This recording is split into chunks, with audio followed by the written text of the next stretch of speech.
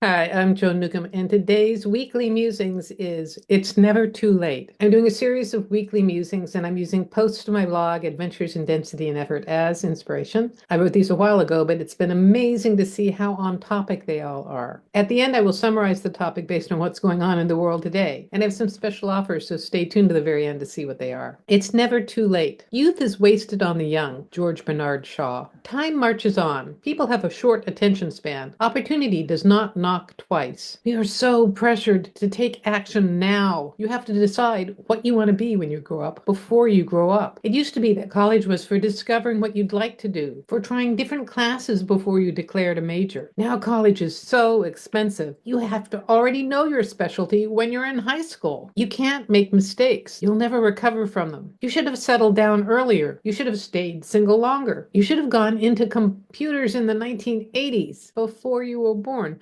Invest in an Apple, bought that house, or sold that condo. If you haven't succeeded by now, you might as well give up. You've settled. You can't make changes now. Everything you've already created will fall apart. You'll lose everything. Every single one of these statements is a limiting belief. It's viewing things from the body personality perspective. It's black or white, life or death. From awareness as consciousness, there are no mistakes, and everything is happening in perfect timing. Even better, everything has happened, is happening, and there are no lost opportunities. This is not only your only lifetime, but it's not the only lifetime that you are living now. Every time you decide to go one way, there's a parallel self that split off and went in another direction. You did accept that job offer. You did win the lottery. You did lose 50 pounds. As many parallel paths are behind you, you have unlimited possibilities in front of you. You have infinite choices to make. And it's not even that linear. All past lives, all future lives are being experienced simultaneously, all at once, as consciousness. But wait, there's more. You have never made any bad choices. You have never missed any opportunities because you are consciousness and you have been creating everything perfectly down to the tiniest detail. It's when you fight yourself that you experience conflict. When you're in disagreement with what is, you're in disagreement with you as consciousness, your higher self, and you feel unhappy. When you're living your life as consciousness, it's not about controlling your reality. It's about letting your consciousness flow through you. And as you relax into that awareness, everything gets easier and quicker. Oftentimes, when success comes later in life, it's because you've finally let go and relaxed. This is when people's retirement hobbies turn into billion-dollar businesses. This is when lifelong confirmed singles suddenly get married. Things show up when you no longer expect them. And suddenly you start backpedaling. You're used to waiting. You're used to longing, to not having what you want. You want to be perfectly ready before you take action. It's never too late, but you also need to have, own, respond to your manifestation. I'm almost 60 years old. I can't move that fast. It's still a body personality limitation. It's never too late. It's always now. So take a deep breath, relax into yourself, fill yourself with consciousness, and go ahead and do it anyway. So this is pretty on point for everyone right now because we're in a time of tremendous change. Whether you take a look on the body personality level, on politics and what's going on in the world from that level, or if you look at it astrologically, where all the major planets are moving into a different sign, and this is the first time that's happened in like 3,000 years. We're experiencing planets moving into signs that we've never experienced before and will never experience again because their cycles are like 80, 120, or whatever years. So this is an amazing time of change, and it brings up a lot of stuff for us. There's a lot of uncertainty. What is the timing for making changes? I had one thing I needed to consider is whether or not to get Social Security now. I'm 65, actually in a week I'll be 66, and I can qualify for it when I'm 66 in 10 months. It's always better to wait till you're 70, and they're going to change the rules to make it 70 as the minimum age. But there's also been things going on with this current administration